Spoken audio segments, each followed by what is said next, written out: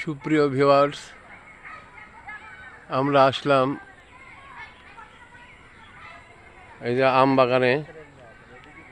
এটা হচ্ছে আমাদের আম বাগান। হ্যাঁ, আমাদের বলা ভুল হবে, আমার বন্ধুর আম বাগান। দেখেন কত আম ধরেছে। জিভে পানি এসে যাচ্ছে।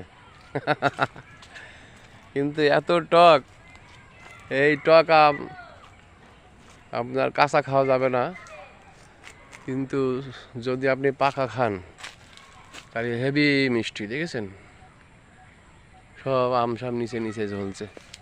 ও দেখেন শুধু আম।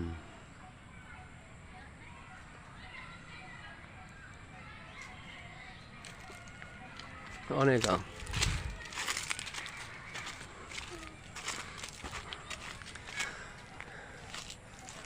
যদি ভাগ্যই থাকে তাহলে আপনাদের একটা দেবো নি নাকি? হ্যাঁ, তলা দিয়ে হেভি খালি আম দেখা যাচ্ছে।